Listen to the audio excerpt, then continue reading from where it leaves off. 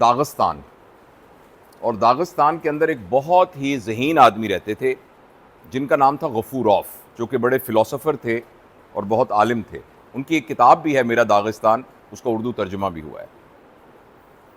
تو جب وہاں کے حالات روس کے خراب ہوئے تو ان کے پاس لوگ آئے اور آ کے ان سے کہنے لگے کہ جی بہت حالات خراب ہو گئے ہیں، خاص طور پہ یہ جو مل مالکان ہیں انہوں نے بہت تنگ کیا ہوا ہے اور مزدوروں کو پراپر طریقے سے ان کی تنخواہ نہیں دیتے، تو کچھ بتائیں ہم کیا کریں. تو انہوں نے کہا کوئی بات نہیں، یہ سرمایہ دار ایسے ہی ہوتے ہیں، یہ ایسے کرتے رہتے ہیں، اس سے سوسائٹی میں کوئی فرق نہیں پڑتا، فکر نہ کریں. کچھ عرصے بعد پھر آئے، انہوں نے کہا کہ جو مزدور ہیں انہوں نے یونینز بنا لی ہیں، یہ کام نہیں کرتے، ایکسپلائٹ کرتے ہیں، جس سے انہوں نے کہا نہیں کچھ نہیں ہوتا، فکر نہ کریں.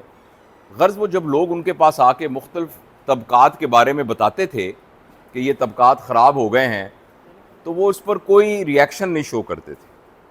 تو آخر لوگوں نے کہا کہ جب تمام طبقات خراب ہو رہے ہیں مگر آپ کہتے ہیں معاشرے پہ کوئی فرق نہیں پڑے گا، آخر کب آپ کہیں گے کہ معاشرے پہ فرق پڑے گا؟ تو انہوں نے ایک فکرہ کہا بہت ضروری. انہوں نے کہا کہ جس دن آپ نے مجھے کہا کہ سکول کا استاد آ کر کرپٹ اور خراب ہو گیا ہے، اس دن میں پریشان ہوں گا کہ معاشرہ جو ہے اب خراب ہو جائے گا. تو آپ کی اہمیت اتنی زیادہ ہے. جس وقت معاشرے کے اندر استاد کرپٹ سے زیادہ یہ ہے کہ اپنی ذمہ داری کو پورا نہ کر رہا ہو اور اپنے رول کو نہ سمجھ رہا ہو، تو پھر معاشرہ نہیں بچتا بالکل بھی. کیونکہ جو اصلاح کی بنیاد ہے وہ نمبر 1 خاندان ہے، والدین، اور نمبر 2 پھر ادارہ ہے جس میں بچے جاتے ہیں. تو اس لیے میں نے یہ کہا کہ میرے لیے بہت ہی فخر کی بات ہے کہ آپ جیسے لوگوں کے سامنے میں یہاں حاضر ہوا ہوں، کیونکہ آپ کے ہاتھ میں ہماری لائف لائن ہے. پاکستان کے جو بھی حالات ہیں، اور اگر میں پوچھوں بتائیں آپ میں سے کتنے لوگوں کا خیال ہے پاکستان کے حالات خراب ہیں، تو مجھے یہ ایکسرسائز کرنے کی ضرورت نہیں ہے، سارے لوگ ہاتھ کھڑا کر لیتے ہیں.